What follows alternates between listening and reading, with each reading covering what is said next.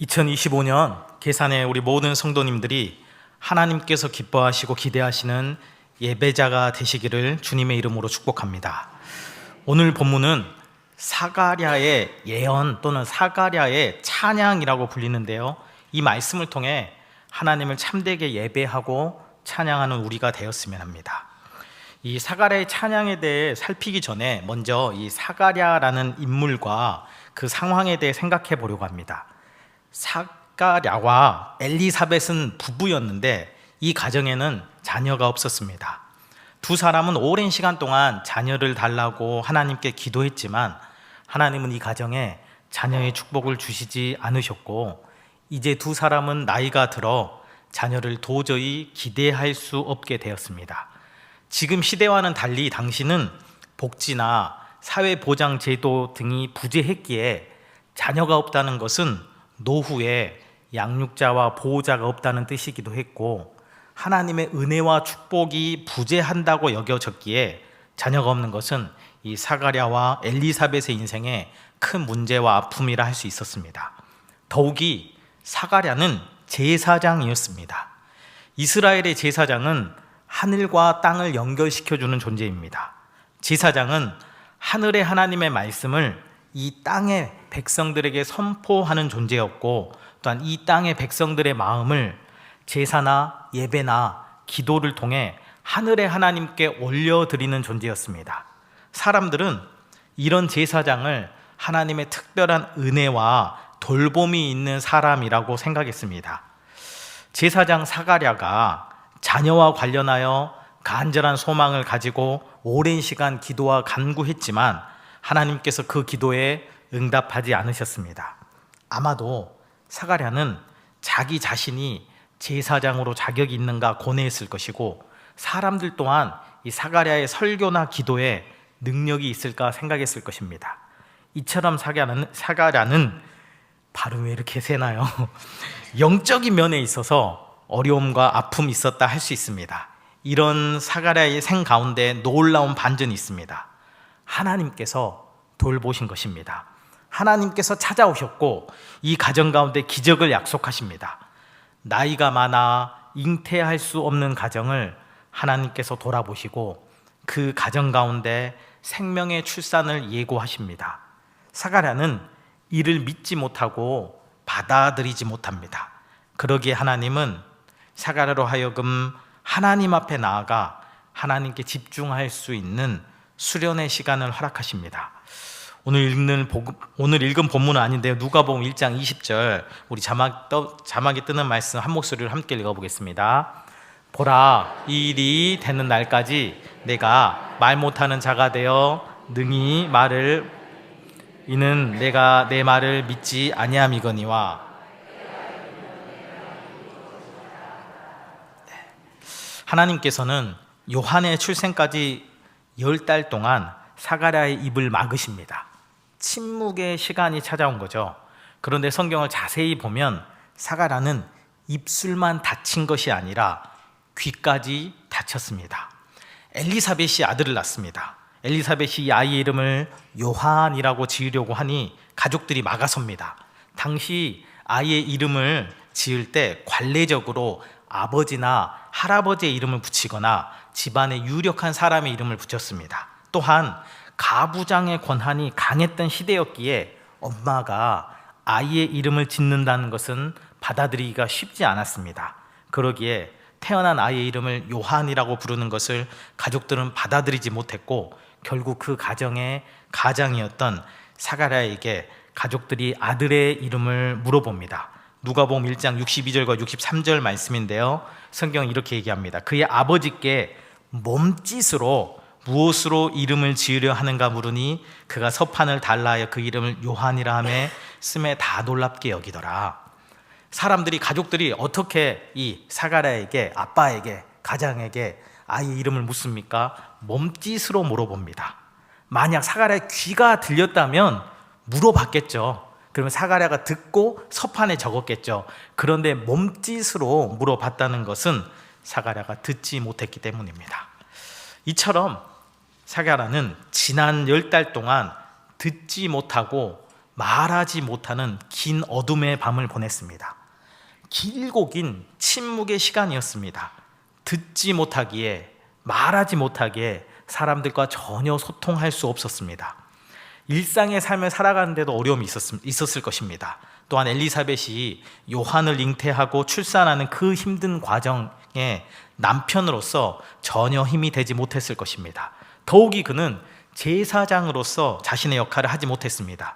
제사장으로 그는 사람들에게 하나님의 말씀을 선포해야 하고 사람들의 마음을 듣고 하나님께 그 마음을 올려드려야 하는 사명을 감당해야 하는데 듣지 못하고 말하지 못하니 아무것도 할 수 없었습니다. 사람과 소통할 수 없고 가정에서도 직장에서도 할 수 있는 일이 아무것도 없으니 어떻게 했을까요? 그는 분명 하나님과 소통했을 것입니다. 하나님 앞에 나아가고 하나님께 집중하고 하나님과 깊이 있는 교제를 나누었습니다. 그리고 하나님의 마음과 뜻과 계획을 깊이 있게 묵상했습니다. 저는 이 사가랴의 이 10달의 침묵의 시간, 고통의 시간, 세상과 단절된 시간, 할 수 있는 것이 아무것도 없는 무능의 시간을 광야 수련회라고 부르고 싶습니다. 광야는 히브리어로 미드바르입니다.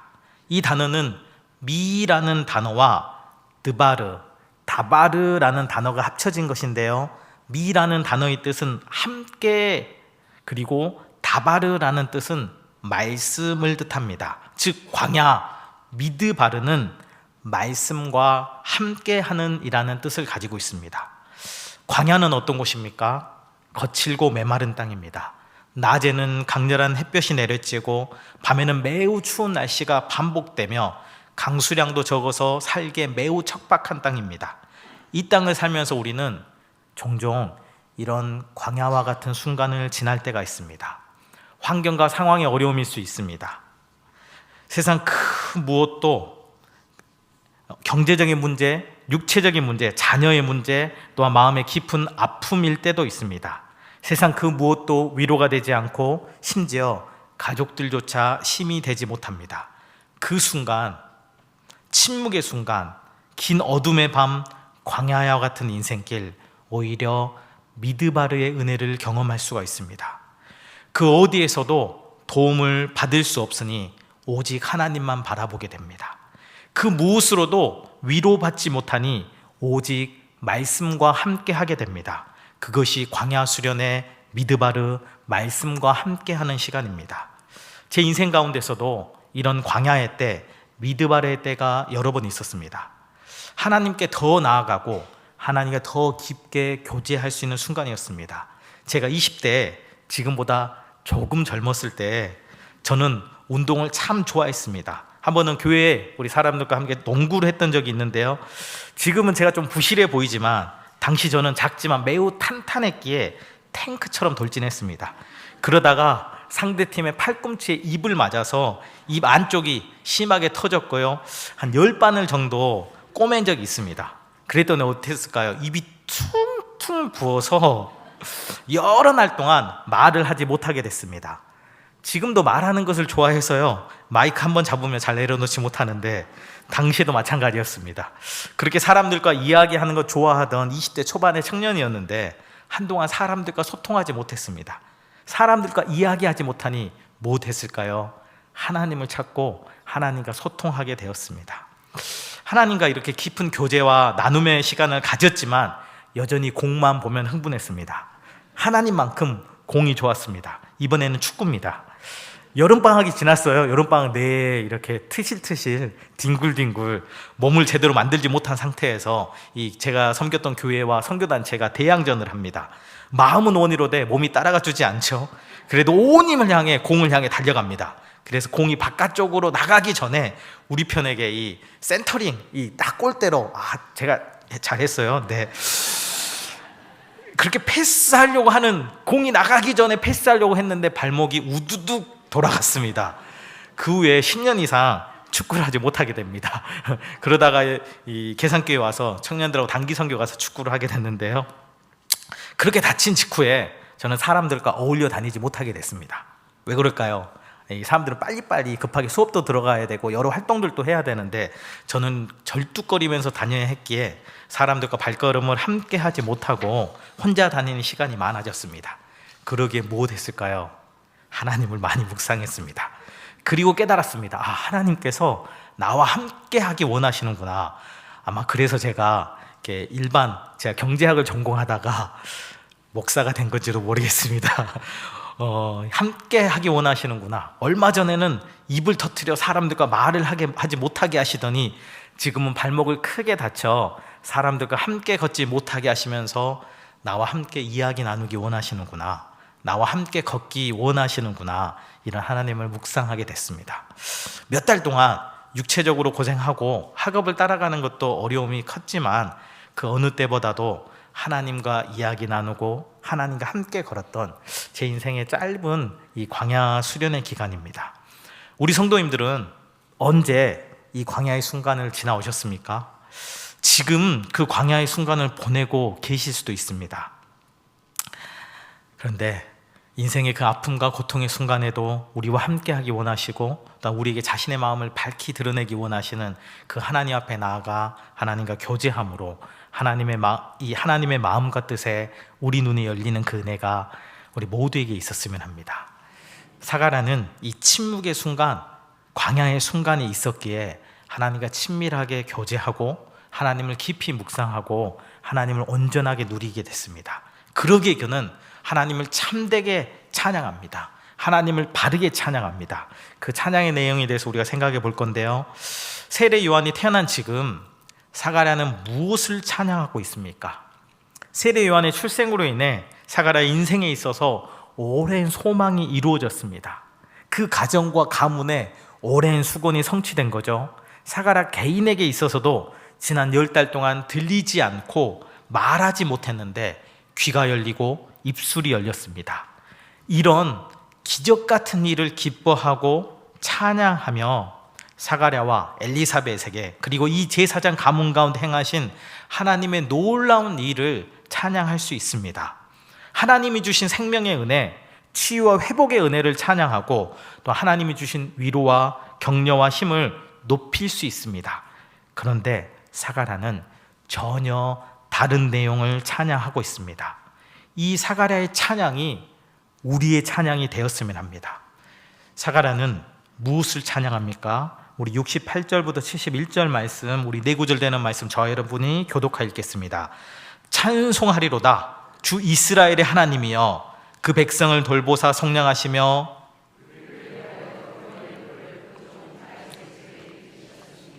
이것은 주께서 예로부터 거룩한 선지자 입으로 말씀하신 바와 같이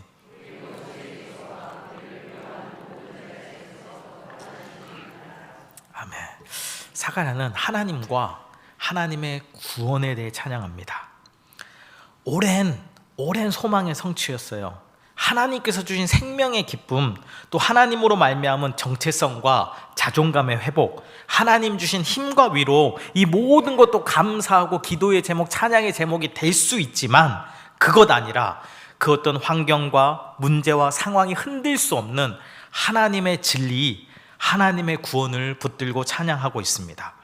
이 하나님의 구원을 어떻게 찬양하고 있는지 오늘 이렇게 간단하게 우리 요약해서 정리해보면 이런데요. 첫째로 68절을 보면 하나님의 돌보심을 찬양합니다. 찬송하리로다 주 이스라엘의 하나님이여 그 백성을 돌보사. 여기서 돌본다는 뜻은 살피고 그 사람을 어루만져주고 필요를 공급하는 것 이상의 의미를 가지고 있습니다. 영어로는 come이라는 단어 또는 visit라는 단어가 사용돼요. come, 가다, visit, 방문하다 이런 뜻이죠. 하나님께서 그 백성을 돌보셨다. 하나님께서 그 백성을 찾아오셨다. 그 백성을 방문하셨는데 어떤 분이 찾아오셨습니까? 왕이 방문했습니다. 왕이 신방한 것입니다. 왕이 그 나라 가운데, 그 마을 가운데, 그 가정 가운데, 그 사람 가운데 찾아오셔서 그곳에 그 사람의 가장 중요한 필요를 선물로 주신다는 것이 돌본다는 뜻입니다. 이렇게 하나님께서는 우리 각 사람을 찾아오시기 위해, 각 사람을 돌봐주시기 위해 아기 예수로 이 땅에 오셨습니다. 높으신, 하늘보다 높으신 그분께서 인간의 모습, 정말 낮고 낮은 모습으로 이 땅 가운데 임하셨습니다.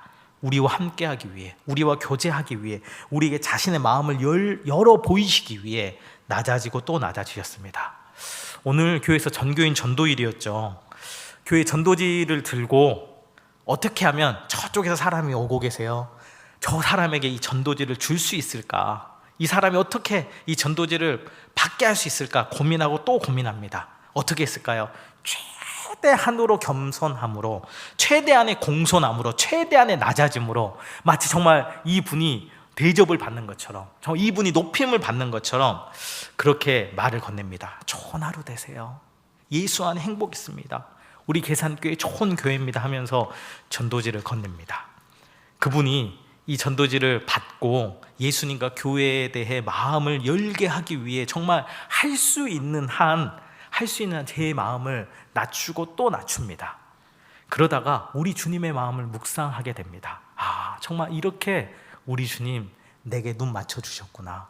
하늘 저 높으신 분이신데 나 같은 이와 함께 하시기 위해 정말 내 마음을 열게 하시기 위해 이렇게 찾아오셨구나, 돌봐주셨구나. 그렇게 우리를 찾아오신 우리 주님은 자신의 몸을 우리 위해 내어주셨습니다. 그것을 68절에서는 속량이라고 말합니다. 속량이라는 것은 저당 잡혔던 것을 값을 지불하고 되찾았다는 뜻입니다. 원래 우리는 하나님의 것이죠. 하나님의 소유였습니다. 그런데 무슨 일이 벌어졌습니까? 우리는 하나님을 떠나 세상의 것, 세상의 노예, 죄의 노예, 사망의 노예가 되었습니다. 그러기에 하나님 없는 인생은 세상 가운데 살게 되고요, 죄 가운데 살다가 결국 죽게 됩니다. 이런 인생을 하나님께서는 아들 하나님을 값으로 지불하고 우리를 하나님의 것으로 되사셨습니다.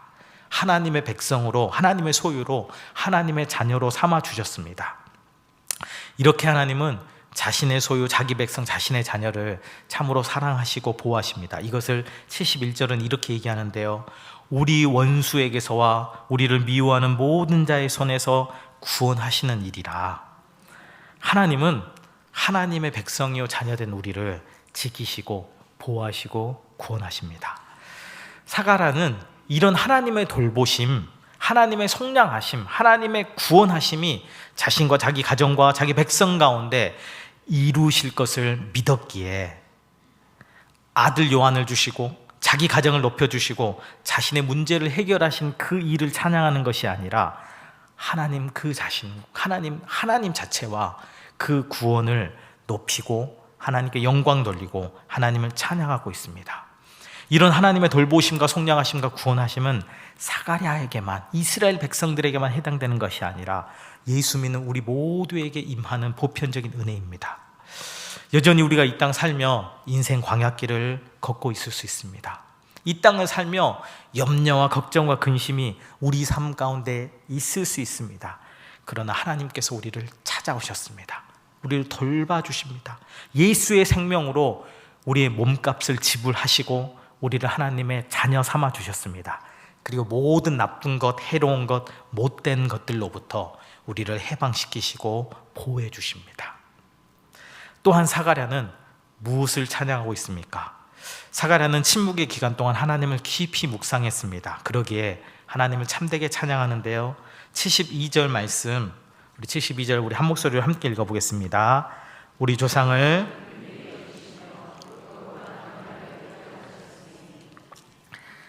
하나님께서 이 하나님의 백성 사가랴를, 그리고 하나님의 백성을 돌봐주시고 속량하시고 구원하신 그 근거가 무엇인지를 72절은 밝혀주고 있습니다.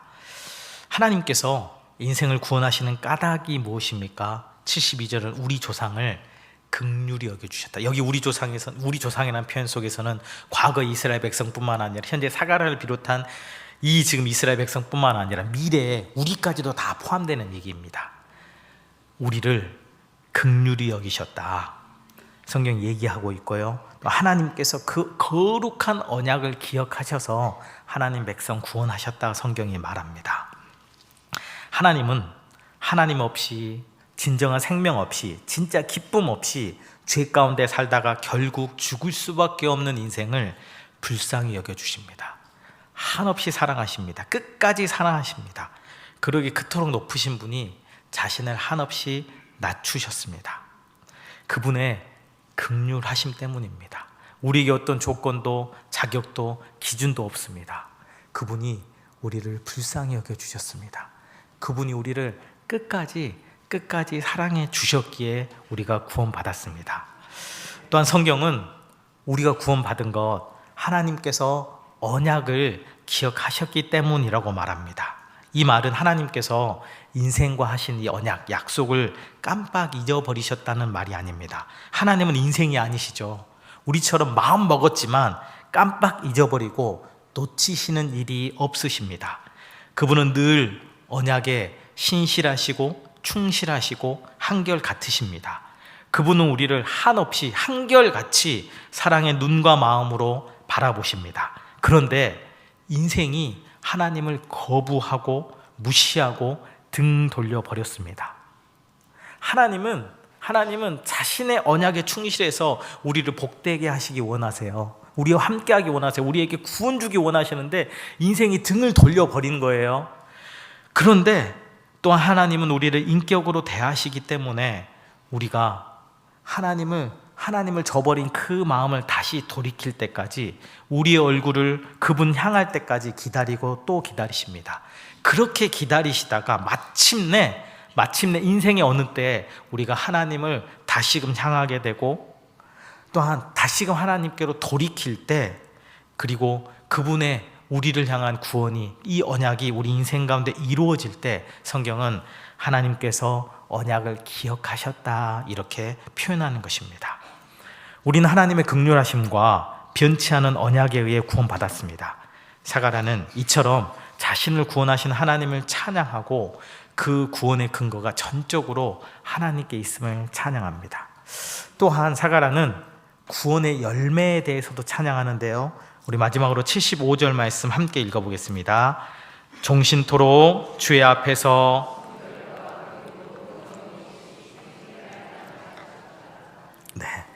오늘 시는 이 말씀을 자세하게 살피지 못해요. 그래서 대략적으로 사가랴는 구원에 대해, 하나님의 구원에 대해서 찬양하고요, 그리고 그 구원의 근거가 하나님의 긍휼하심과 하나님의 언약이라고 찬양하고요, 세 번째로는 그 구원의 열매에 대해서 75절 종신토록 우리가 두려움 없이 하나님을 섬기게 하신다 이렇게 얘기합니다. 하나님께서 하나님의 일방적인 긍휼하심과 언약의 충실하심으로 우리를 구원하시면서 우리에게 기대하시는 모습이 무엇일까요? 우리로 두려움 없이 성결과 의로 하나님을 섬기는 백성 되기를 원하십니다. 그런데 이 일은 실은 있을 수 없는 일입니다. 크고 어미로우신 하나님 앞에 서는 것입니다. 두려움이 있을 수밖에 없어요. 우리가 하나님 앞에 서는데 두려움이 없다는 것 말도 되지 않습니다. 예를 들어 우리가 직장인이라고 생각해 볼게요. 그 직장의 생사 여탈권을 지닌 그 직장의 상사분, 사장님, 회장님 앞에 섰다. 어떨까요? 한 엘리베이터 안에 섰다. 어떨까요? 많은 성도님들이 저와 함께 엘리베이터 타는 거 조금 부담스러워 하시더라고요. 저를 부담스러워 하시면 담임 목사님 얼마나 부담스러워 하실까요? 오늘 정교인 전도를 열심히 전도했습니다. 우리 집사님들, 권사님들과 함께 열심히 전도하는데 어느 순간 보니까 제 옆에 아무도 안 계시더라고요. 또한 이런 일이 있어요. 대신방 후에 우리 성도님들과 함께 식사할 기회가 있습니다. 그럼 어떤 일이 벌어질까요? 제 옆에나 앞에는 이상하게도 안 앉으려고 합니다. 인생과 함께 하는 것도 되게 어색함이 있고 어려움이 있어요. 그런데 하나님 앞에서 우리가 어떻게 설 수 있을까요? 그런데 성경은 하나님 앞에 우리가 두려움 없이 설 수 있다 이렇게 얘기를 합니다. 또한 하나님 앞에서 우리가 성결하게 서는 것에 대해서 성경이 말하고 있고요. 또한 의로 하나님 앞에 서게 된다 말합니다. 여기서 성결하게라는 것은 무슨 뜻일까요? 거룩하게, 점도 흠도 티도 없이 우리가 하나님 앞에 선다는 거예요. 어떻게 우리가 그럴 수가 있죠? 우리가 하나님 앞에 의로, 여기서 의라는 것은 하나님과 바른 관계를 말합니다. 우리가 하나님과 바른 관계 가운데 바른 관계로 하나님 앞에 설 수 있다 말할 수 있을까요? 그런데 이 모든 것이 이루어졌죠. 예수 그리스도로 말미암아. 예수 그리스도로 말미암아 우리는 두려움 없이 하나님 앞에 나아갑니다. 예수 그리스도의 그분의 의로, 그분과 하나님과의 그 바른 관계가 우리에게 전가돼서 우리가 예수로 옷 입어서 우리가 의롭게 되었습니다. 또한 성령의 거룩하게 하심으로 말미암아 여전히 문제가 있지만 우리는 하나님 앞에 거룩하고 성결하게 서게 되고 섬기게 되었습니다. 우리는 원래 하나님과 아무 관계가 없었습니다. 아니, 하나님을 거부하고 대적하는 죄인이었습니다. 그런데 하나님께서 우리를 긍휼히 여겨주시고 우리와 맺으신 그 언약으로 인해 우리를 구원하셨습니다. 그저 어떤 문제와 상황과 환경의 해결 및 해방이 아닙니다. 우리는 새로운 존재가 되었습니다. 하나님 앞에 두려움 없이 나아가고 거룩함과 의로 하나님을 섬기기를 사모하는 존재가 되었습니다. 이런 큰 은혜가 있기에 우리는 우리의 상황이 어떠하든 우리 인생의 경험이 어떠하든 하나님을 찬양할 수 있습니다. 말씀을 정리합니다. 사가랴의 이 침묵이 우리의 침묵이 되었으면 합니다. 그 광야 수련회 한번 사가랴의 그 10달, 아니 그 인생을 한번 생각해 보세요. 얼마나 힘들었을까요? 그 힘듦과 어려움 가운데 말하지 못하고 듣지 못하는, 아무와도 소통할 수 없는 그 순간 가운데 하나님 앞에 나아가게 됐습니다. 지금 인생의 어떤 광야 가운데 있습니까? 인생의 긴 어둠의 밤, 어떤 어둠의 밤 가운데 있습니까? 그것이 하나님을 깊이 묵상하는 시간과 장소가 되어지기를, 그래서 사가랴의 찬양이 우리의 찬양이 되었으면 합니다. 사가랴가 무엇을 찬양합니까? 하나님의 구원을 찬양합니다. 그 구원의 근거가 되는 하나님의 긍휼하심과 하나님의 언약을 찬양합니다. 그리고 그 구원으로 말미암아 두려움 없이 거룩하게 의로 하나님 앞에 서게 됐다, 하나님을 섬기게 됐다 찬양합니다. 이 모든 말씀이 우리 인생 가운데 이루어졌죠. 하나님께서 우리를 찾아오셨습니다. 하나님께서 예수를 몸값으로 지불하셔서 우리를 속량하셨습니다. 우리는 하나님의 소유, 하나님의 자녀 됐습니다. 하나님께서 모든 해로운 것으로, 모든 악한 것으로부터 우리를 구원하십니다. 그리고 그 모든 것의 근거가 우리의 어떠함이 아니라는 거죠. 하나님의 긍휼하심입니다. 하나님의 언약입니다. 그리고 또한 그 구원하심으로 말미암아 이제 우리가 하나님을 기쁘게 섬기는 하나님의 백성 되었습니다. 여전히 우리 인생 가운데 문제 있습니다. 연약한 우리의 몸과 마음이, 우리의 본성이 문제일 수 있습니다. 외부의 유혹과 또한 위협이 인생의 문제일 수 있습니다. 사랑하는 가족의 아픔으로 인해 겪게 되는 어려움이 있을 수 있습니다. 그럴 때 사가랴의 이 찬양이 우리의 찬양이 되었으면 합니다. 상황과 문제의 해결을 기뻐하고 감사하고 찬양하는 것이 아니라 하나님의 진리, 하나님의 구원 계획, 그 구원의 근거, 그리고 그 구원으로 인한 변화된, 정말 변화될 우리의 그 구원의 결과를 붙들고 하나님을 참되게 찬양하는 우리가 되었으면 합니다. 그래서 우리 삶에서 무엇 경험하든 흔들림 없이 하나님을 참되게 예배하고 찬양하는 은혜가 우리의 삶 가운데 넘치기를 소망합니다. 기도하겠습니다.